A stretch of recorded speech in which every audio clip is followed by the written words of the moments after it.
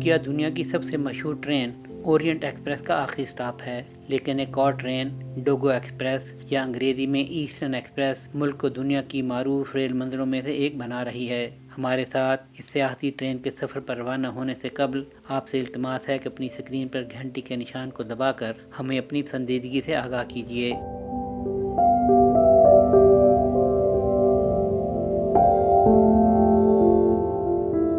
تاریخی طور پر دارالحکومت انقرہ سے کارس تک چلنے والی مسافر ٹرین، جو پہلے مقامی لوگوں میں ہی مقبول تھی، اب جدید سہولتوں کی فراہمی اور تشہیر کے بعد غیر ملکی سیاحوں میں بھی بے حد مقبول ہے۔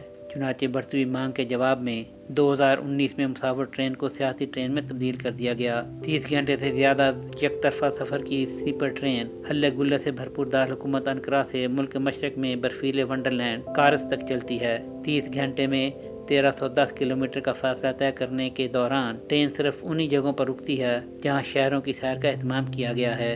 آج صرف سردیوں میں چلائی جانے والی اس ٹرین کی ٹکٹ حاصل کرنا ایک مشکل عمل ہے، کیونکہ ٹریول ایجنسیاں عام طور پر اپنے گاہکوں کو ٹرین میں جگہ فراہم کرنے کے لیے بڑی تعداد میں ٹکٹ خرید لیتی ہیں، جس کی وجہ سے انفرادی طور پر ٹکٹ کا حصول مشکل ہو گیا ہے۔ ڈوگو ایکسپریس کے ٹکٹ کی قیمت 2 لوگوں کے سلیپر کیبن کے لیے فی مسافر 65 یورو اور ایک مسافر کے سلیپر کیبن کے لیے 80 یورو تک ہے، بشرطے کہ انہیں براہ راست ترک ریلوے کے ذریعے بک کروایا جائے۔ گھومنے پھرنے کے خراجات تقریباً 10 یورو فی سٹاپ اس قیمت میں شامل نہیں ہیں، اور ایک بار جب آپ ٹرین پر سوار ہو جاتے ہیں تو انہیں الگ سے بک کیا جا سکتا ہے۔ سلیپر کیبن میں 2 سنگل بیڈ لگے ہوتے ہیں جنہیں دن کے وقت سیٹوں میں تبدیل کیا جا سکتا ہے۔ اس کے علاوہ ایک منی فریج اور چھوٹا باتھ روم بھی کیبن میں موجود ہیں، جبکہ روم سروس کی سہولت بھی دستیاب ہے۔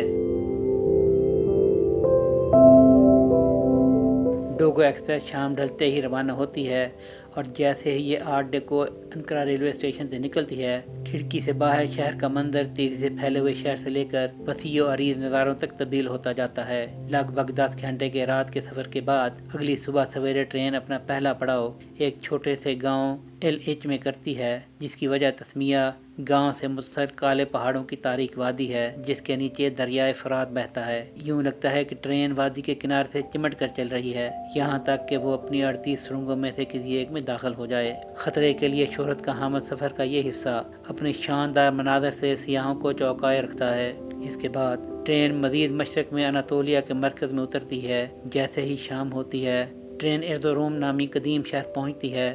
یہ مختلف قسم کے مقامی کھانوں کا گھر ہے۔ یہاں سب سے مشہور چک کباب ہے، جو ہمارے روایتی سیخ کبابوں سے ملتا جلتا ہے۔ ارزروم کے بعد ڈوگو ایکسپریس کے اپنی آخری منزل کارس پہنچنے میں صرف چند گھنٹے باقی ہیں۔ موسم سرما کے حیرت انگیز مناظر کے لیے مشہور اس شہر کا نام برف کے لیے ترکی زبان کے لفظ سے لیا گیا ہے۔ یہ شہر اپنے منفرد فن تعمیر کے لیے جانا جاتا ہے، جب یہ روسی سلطنت کا حصہ تھا۔